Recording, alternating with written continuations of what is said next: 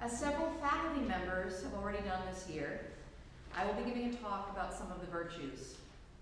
When asked to do this in the fall, I knew instantly that I wanted to talk about prudence because it is an integral part of the Declaration of Independence, a landmark document in the history of the United States, which I read with my students every year. The Declaration's introduction has been an evolving American creed, and July 4th, 2026, will be its 250th anniversary. In Congress, July 4th, 1776, unanimous declaration of the 13th United States of America.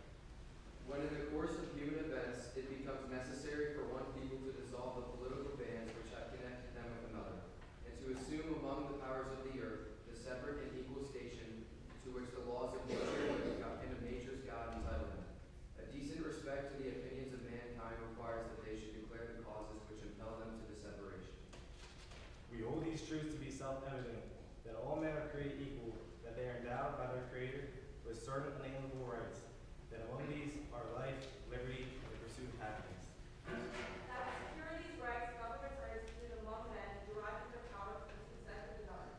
That whenever any form of government becomes constructed at these ends, it is the right of the people to alter or abolish it, and to institute new government, lay its foundations on such principles, and organizing its powers in such form as to them shall seem most likely to affect their safety and happiness. Prudence indeed will dictate that governments long established should not be changed for light and transient causes.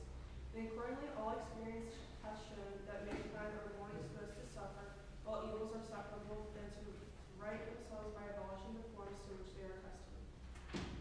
But when a long train of abuses and usurpations, pursuing invariably the same object, evinces a design to reduce them under absolute despotism, it is their right, it is their duty to throw off such government and to provide new guards for their future security.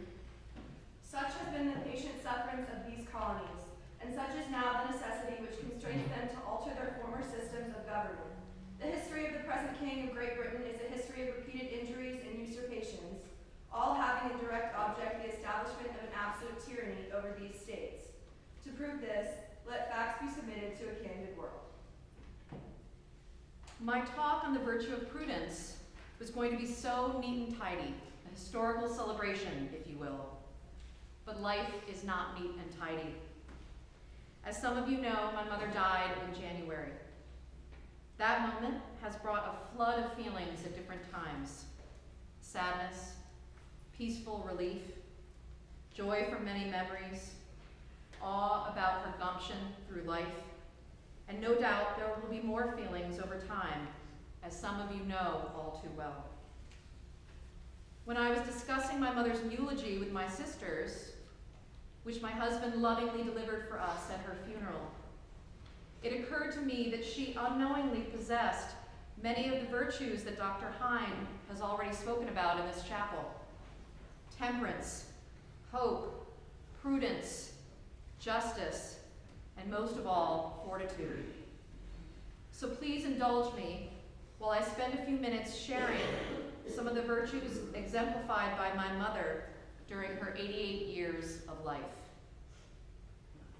My mother grew up in a frugal household. Her mother, my grandmother, was the oldest of 7 children and had to support her mother and siblings when her father died too young. She did so by working and sending her younger sister to nursing school with her own savings, and then putting herself through nursing school later. My mother's father, my grandfather, was an immigrant from Denmark at the age of 21. He worked his way up from busboy to banquet manager at the Hotel DuPont in Wilmington, Delaware, and was the most patriotic American I have ever known. We spent every 4th of July with my grandparents, and my grandfather would have us participate in a special flag ceremony on the balcony outside his bedroom. My mother was so proud of her parents' example of hard work, sacrifice, prudence, and temperance. They lived carefully within their means, had few if any vices, did not overindulge in anything, and were respectful, honest people. We heard about their lives all the time and shared my mother's pride in their example. My mother was a devoted three-sport athlete in high school. She played field hockey, basketball, and softball, and went to school with the same group of 5 friends from kindergarten through 12th grade. They were friends for life, and I knew all of them. My mother took interest in so many opportunities in high school. She joined every club she had time for, especially their chapter of the American Field Service, which welcomed exchange students who would live with the host family. AFS started as a volunteer ambulance corps during World War I and became an international student exchange program after World War II. My mother became fast friends with a German exchange student in her junior year and was awarded the only AFS scholarship in her school. So she spent a summer with a host family in Norway.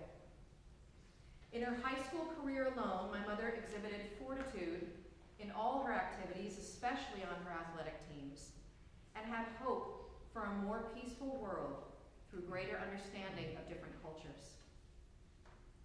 After graduating from Bucknell as one of the few female math majors, my mother volunteered to be a part of Operation Crossroads, a pre-Peace Corps program that tasked with building schools in Senegal, and met my father, who had also volunteered that same summer before his senior year of college.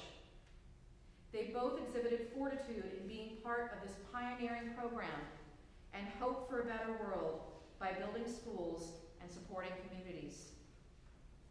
Fast forward to their early life in New York City, where my mother was working at the Calhoun School for Girls, and my father was attending Union Seminary. My mother got pregnant with their first child, my sister Sarah, in early 1964, and had to leave her job because pregnant women were not allowed to teach at that school.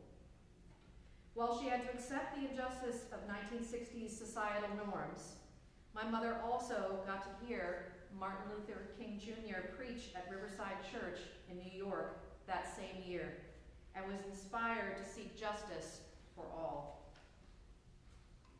Over the course of her life, my mother would live in 4 different states, raise 4 girls, host countless AFS exchange students, suffer through divorce, return to teaching full-time, and volunteer in many service organizations.